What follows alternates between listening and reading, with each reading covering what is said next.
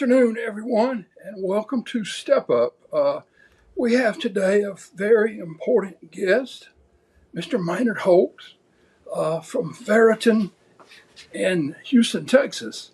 We're riding solo today without Mike Peacock, who is out of broadcast elsewhere. So, Maynard, thank you so much for being with us today. Well, Marty, as I said, it's always a pleasure to be with you. And same here. Uh, you're one of those guys who, when the first day I met you years ago, Uh, I've never forgotten who you are and the influence you've been in my life, my family's life, and you just fit the mold for what we are trying to preach here on Step Up. Well, it's way too nice, and yeah, I'd say right back at you, Marty.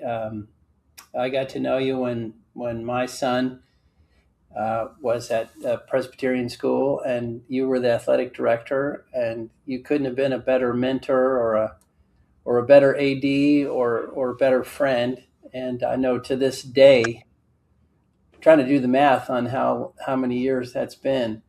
But to this day, he still considers you a friend and a role model, and calls you. And you've been to his games in the minor leagues, and so I got much more admiration for you than you have for me, Marty. I assure you. Oh, well, we'll just have to have that argument backstage. But uh, you and I have such an emphasis on family. And I think that's one of the things that in a modern world today, we're so busy with focusing on our calling in life. Sometimes we can overlook our family. How do you purposefully approach that, Maynard, to intentionally spend time with your kids and your wife? You know, well, it's like you say. It's always one of those things you know you can do better. But I just have a habit. I think of my kids are older now, but you just kind of you always pause and do a check. What's happening with this one? What's happening with that one? What's happening with that one? Um, is there something I should be doing that might be helpful to them? Is there something coming up in their life that I ought to try to be a part of somehow? Whether it's a birthday or something like that. I think it's just a kind of a running checklist of maybe forcing yourself to think, am I am I doing what I could be doing? I do have a habit. I don't know if this would help your viewers as they think about little ways to keep up with things. But every day I start with a blank card. I love it. It's a things to do for the day, and I always have three columns. One is work, one is personal, and one is big picture. So I go WPBP, Mm-hmm. and it kind of forces you, like, because everybody has a work to do list, but if you kind of force yourself, the middle one is usually like, I need to lose 20 pounds, something like that. But BP is, maybe it's got some of that good family stuff in there. So uh, I guess the answer, Marty, is as I say, it's one of those things you always know you can do better, but probably just having that. For me, it helps to always kind of do a checklist and ask, kind of like brushing your teeth. Like you just You pause know, one time during the day and say, "Hey, what's happening in this part of my life?" that's good advice. In fact, I do something similar to that myself too. And it's just so easy to get lost in that job column, because you probably have about as many things walk into your office that are unplanned, just like I do. No, it's really true. Work, particularly in the digital era where you could, I guess the bad news is business could go on 24/7. But the good news is you can make that event or do that personal thing you want to do and manage to keep the business side covered. And so I guess I'm saying that the digital world, it invades our lives all the time, and that's not good all the time. Mm-hmm. But it does give you great convenience to try to mix things in a way that lets you keep up with particularly the personal stuff that matters to you. I agree. Now, I want you to just take a minute, if you don't mind, because this is such a family oriented uh, program that we try to, we're about servant leadership. And we're talking about our kids. And it seems to me that having your kids in a sport or some activity really kind of keeps them more focused. Take about 2 or 3 minutes and tell us about your three kids. Well, Kathleen and I are blessed. We got three kids: Owen, Eliza, and Ethan. Although his nickname is Chico, and that's one of those nicknames it's such a strong nickname. It's become his name. Um, you know, the kids, we feel super blessed.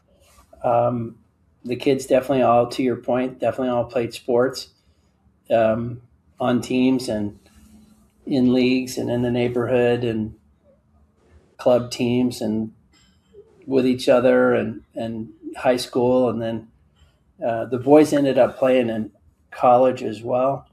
Um, you know, I remember when Owen was looking at high schools, and there was a leader of the high school who said to me, uh, you know, we just believe in loading these kids up with schoolwork and athletics, some combination of the two. And the more you load them up with that stuff, the less time there is for anything else. And I just thought that was a really interesting comment.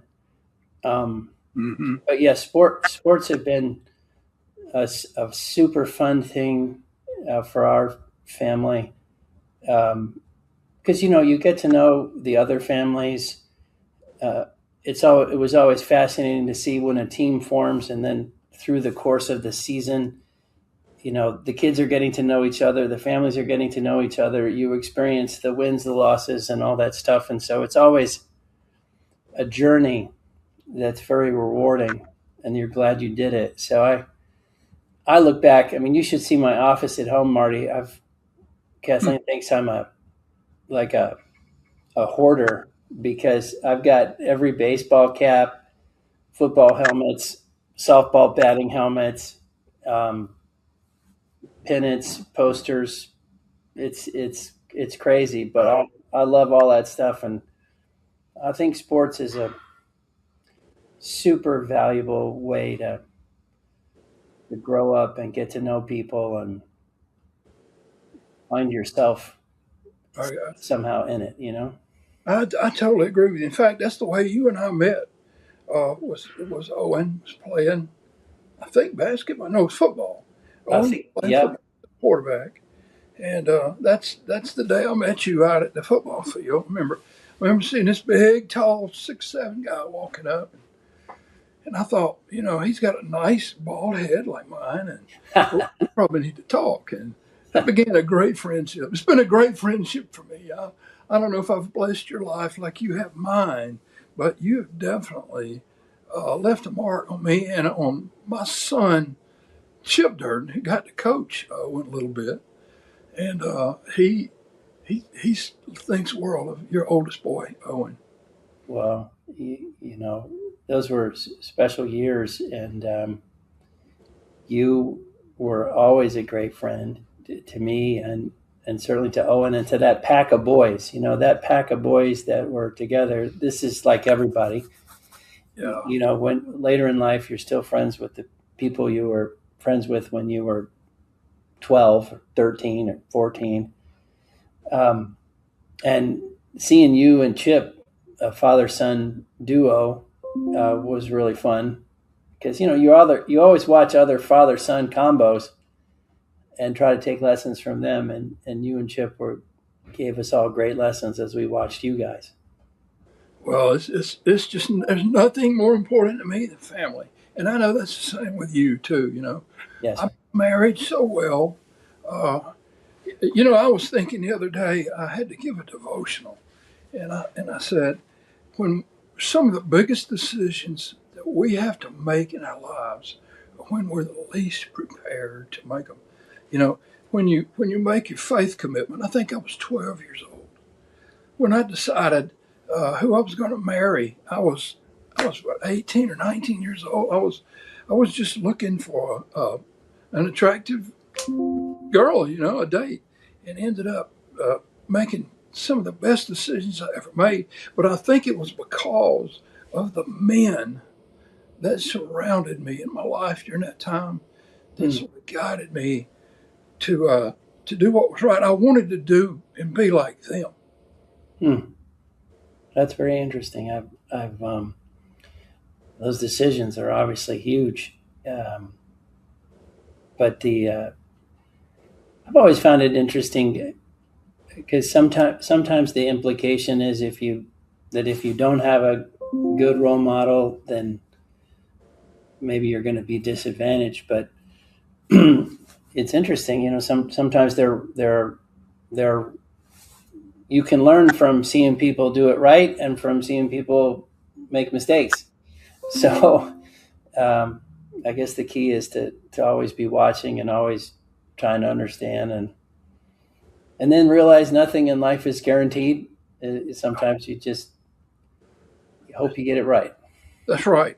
We are in this nonprofit that we have that the show kind of came out of that nonprofit, and we study about how servant leadership coaches have an impact, what impact they have on Mm.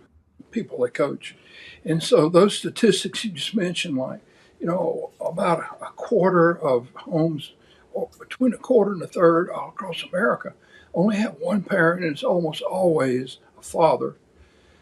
Uh, but it seems to me like that you handicap it in their favor if there's a coach who sort of steps in when there's not a father there. Mm. If you have a coach who steps in and takes that role somewhat, it definitely matters because we got stats to support that. And you probably had a coach like that in your life. No, I honestly I think I had probably quite a few of them. If you replay it, I'll tell you something funny, Marty. I For a couple of years I was president of the football league, and kind of like little league but football, obviously.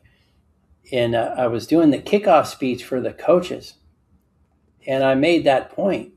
I said, you guys are going to be really important in the lives of these kids, and we all remember our first football coach.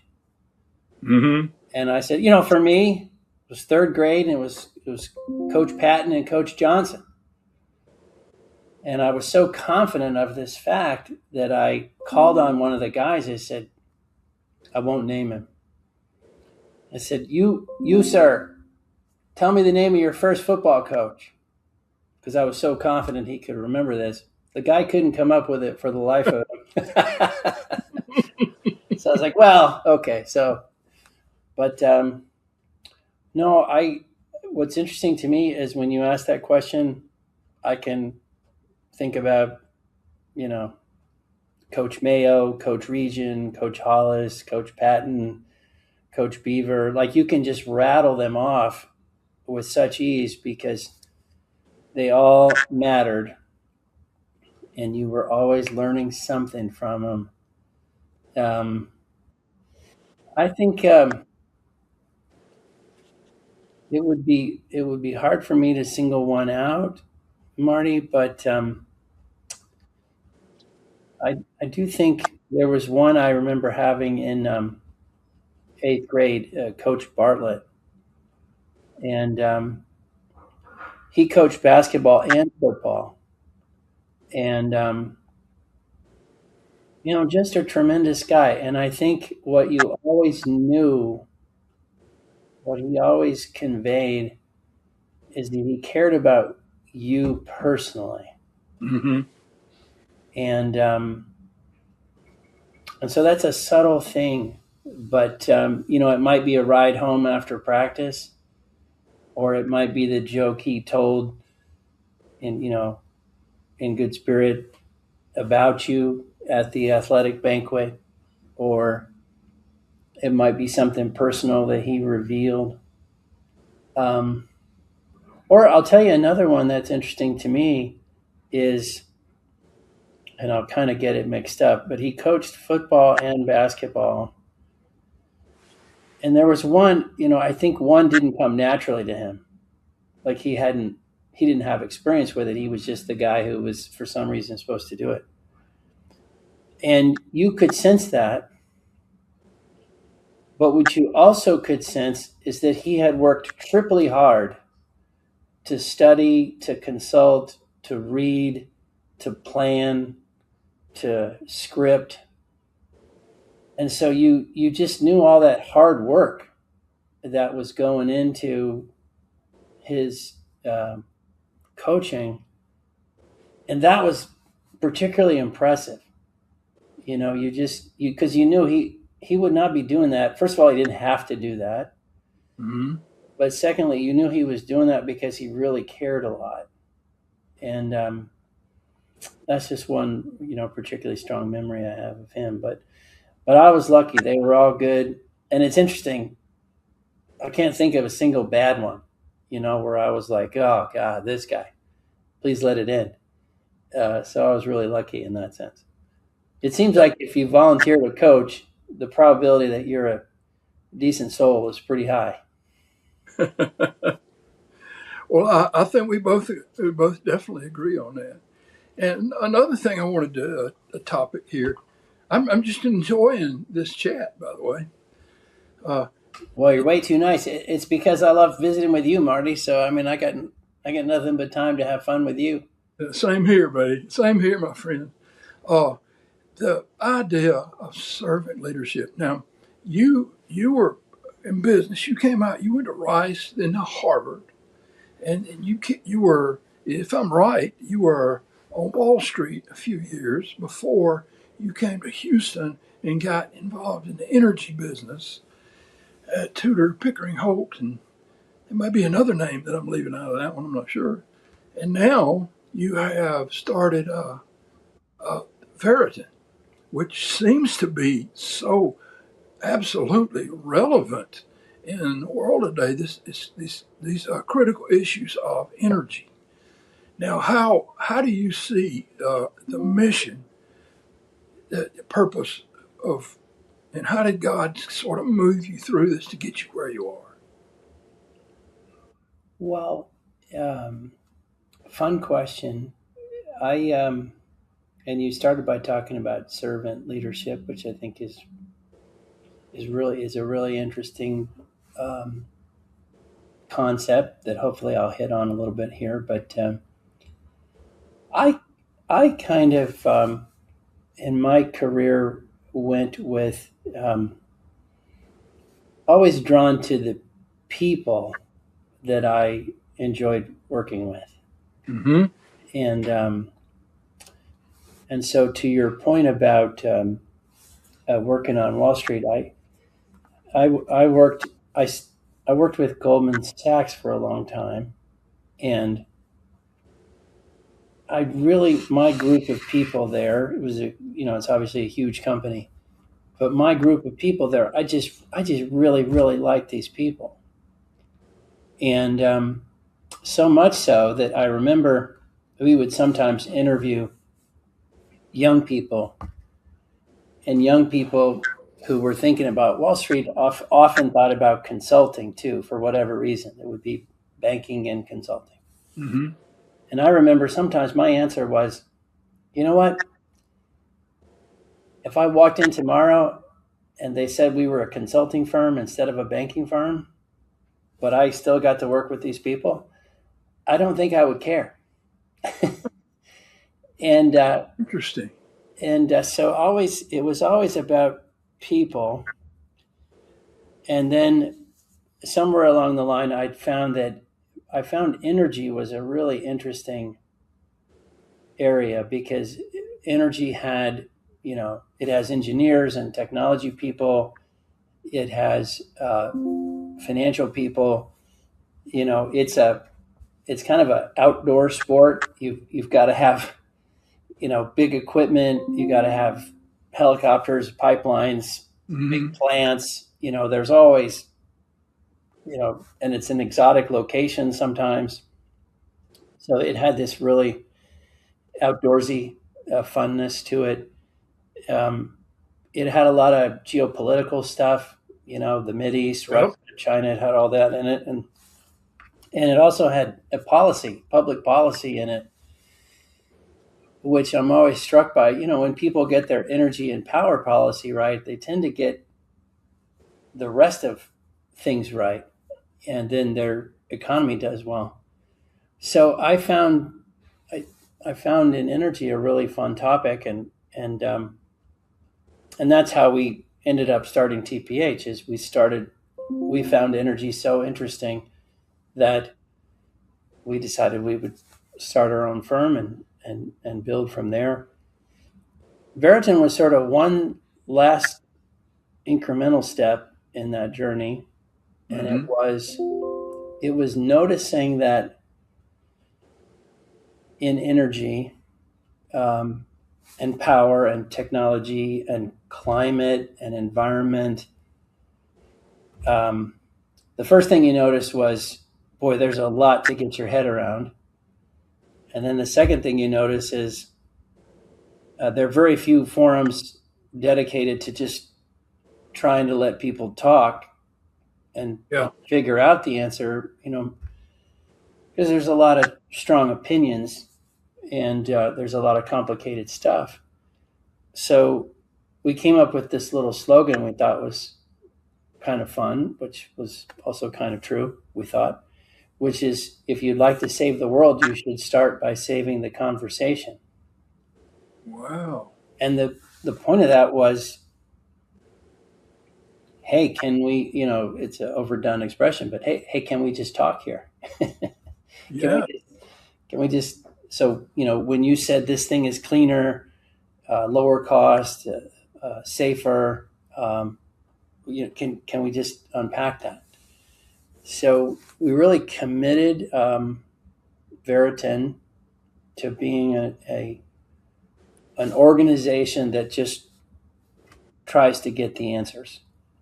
But let's, maybe more than anything, let's get the data, let's get the facts, let's get the opinions, let's get them all out there, and then we'll have views, but everybody else has their views. So let's try to educate in the hopes that we get better answers. And I tell you, after 5 years, the takeaway has been, it's a really fun journey. We've learned a ton. We're hopeful that we've improved the conversation around all this stuff. But I suppose that you started by saying, I forget how you phrased it, but basically, how had my journey and what were some of the blessings, the key Hmm. blessings along the way. And I think probably the main one was always gravitating to wonderful people like yourself and using that as a big decision point. So hang out with them as much as you can. And then the second one was to go towards the topics that you just find interesting. Yeah. And so that kind of ensures at the end of the day you're hanging out with people you like and working on stuff you like working on. Nothing else is guaranteed, but you're going to have a fun time with fun people. That's right. I just think it's fascinating that your hearts that your heart is about people. I mean, what motivates you is to try to make people better, try to help the world. Uh, and the way we named this podcast is Step Up was that very, very idea that we all need to step up in this world where there's so much disagreement and it's hatred. And it's usually when people understand the facts, it seems like the hatred diminishes. I think people argue a point and their emotions are so involved that they really are not don't have an objective mindset and they're not thinking about the other person. The whole point to me, I'm sounding like I'm preaching here. I don't need to be preaching to you, but maybe the audience is listening, is it's the golden rule. Do unto others, you would have them do unto you. And I think if we could live that way, whether it's as a coach or a businessman, as a husband, a father, I think everything falls in line. If we think of others rather, think of others above ourselves. Well, I think it's as usual, awesome points you're making, Marty. Maybe if I could come back to a minute, you mentioned this servant leadership, because I one thing that I've really enjoyed over my career is watching CEOs in particular or leaders of organizations, Mm-hmm. and I've seen it in sports, I've seen it in business, I've seen it in a number of ways, but it's always interesting to watch and try to dissect what's working or what's not working, and certain things seem to why certain people succeed, why certain organizations succeed, why others struggle. And I think the number one conclusion, this is really silly, but it's funny. The number one conclusion I have come to is that the organizations that succeed or the teams that win, or you pick your way to describe it. First and foremost, they want to succeed, which is really strange. But because that's so simple. But if you're trying to figure out, well, is this organization going to do well? The first question is like, well, do they want to? Because it's kind of funny, it could be states, it could be countries, it could be companies, it could be teams, it could be local churches. I mean, it could be a restaurant. The first question is leadership saying our number one goal is to be successful? Like, we want to win, or we want to have the most customers, or we want to have the best reputation, or we want to, however they define it. Are they saying that? Because if they're not even saying that, it has no chance of happening. But if as an organization they're saying, hey, we want to be the best, and then every time they make a decision or they add something or they add somebody or they spend money or whatever they're doing, if they pause and ask themselves, is this consistent with that goal? It's just a really funny one. I'm sorry I kind of got off on a tangent, Marty, but I think that's where the servant leadership comes in, because leadership that really wants to win, wants the organization to win, that's servant leadership, and that's the organization that's going to do better. It's unfortunately, when we have leadership which is more about leadership and less about the team, Yeah, that's when you get into trouble.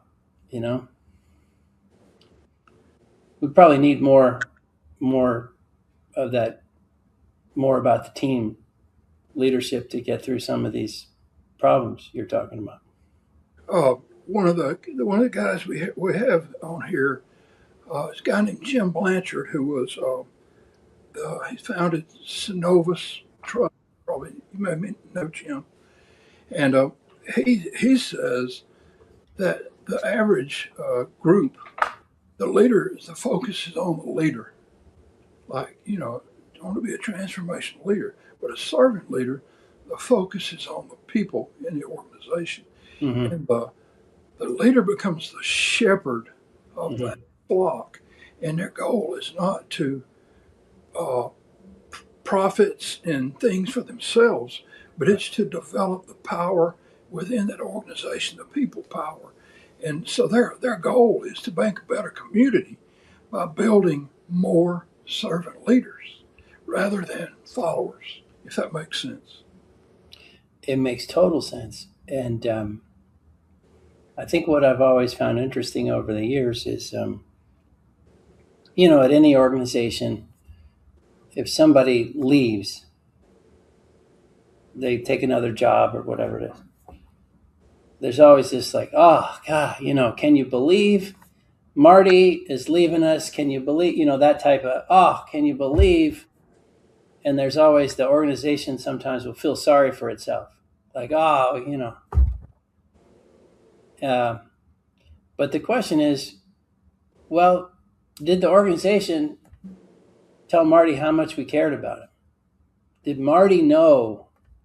Did Marty always feel that we cared? We wanted him to succeed. We saw a role for him. We really cared about him. A lot of times organizations will expect the people to care about the organization, but they won't return the favor. Yeah. And so I just, some of this stuff, coaching is such a great experience because coaching it's so personal, and you're so connected to the kids or the adults, depending on what kind of team it is. But coaching is a great great training to be at any organization, business or otherwise, because I used to joke, it's funny because when you teach little kids, you know how this is. You just try really hard to get everybody's attention. Yeah. And then you try really hard to say, hey, there's a game on Saturday. Like you have so you focus them on the next thing. You get their attention, focus them on the next thing, and then you say, hey, okay, by the way, if we win, we can have some pizza. Like if we win, it's good. And so you focus them and you say, this is happening, and ideally we'd win because then we'll have some pizza. And then you say, by the way, we're not going to win unless we have people in the right spots. And so everybody's got to get in their spot, and you got to remember the game is on Saturday. And then if we win, we get pizza. So that it's funny, that little pattern that can be used. That can be used in all of life. Like, hey, this is the next big thing. Hey, it would be better if we won than if we lost, because that's fun. And then, okay, now we need to put people in the right spots. And so anyway, it's a long way of saying coaching is such a great experience and helps you with things that don't involve sports. That's for sure. Yeah. It's all about people, I think. Leadership starts with people. We manage things, but we work with people, and I don't know if we necessarily manage. I know that in some of my classes we talk about, is management and leadership, are they the same thing? Mm. Well, yeah, sometimes not. Sometimes it's one person wearing both hats. It just depends. But the goal is of all leadership is that you got to have a goal to accomplish. Just like you said, you got to have a goal to accomplish. You got to have interaction, social interaction, and you got to have people. You got to have. You don't lead if if you turn around and look and nobody's following you, you're really not a leader, right? So you got to have those three things. You got to have a goal. You got to have people in your organization, and you got to have social interaction, teamwork. If you don't have those three things, I don't believe you're a leader. I think that's very well said, Marty. Very well said. Well, listen, I know your time's valuable, and I just can't tell you how much I've enjoyed the heck out of this, Maynard. And I want you to come back again one day. And next time I'm in Houston, I think I'm going to ask you to buy me lunch. How about that? I would love it. You know, I would love it. And well, I love spending time with you. I love you. The Durdens, big part of our life, special part of our life. That's not going away.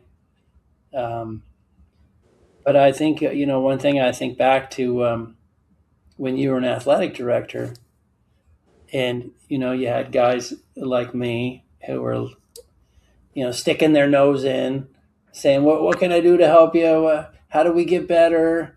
Whatever. And you were so good to me to say, and I think maybe that's a lesson in leadership, is you'd say, yeah, I figured out a way for you to get involved. Come over here, be an assistant coach, or come over here. I need, why don't you do that? So you could have easily said, look, I don't need hassle. One more dad who wants to be involved. But you grabbed me and said, I got a job for you. Do this or do that. And you put me to work. And I think that was great leadership and great management. And you helped me create memories. I was with Ted Gobolo this weekend, Marty. Oh. He and I were assistant 8th grade basketball coaches together. But I know I speak for him too when I say we appreciate those opportunities that you gave us to stay involved with our kids, which was, at the end of the day, the real goal. So thank you. Well, Ted, what a great human being Ted Cavalo is. And he's helped a lot of people. And I'll tell you, he was a heck of a basketball coach, too. I mean, that guy knew some Well, I don't know. Now you're getting carried away, Marty.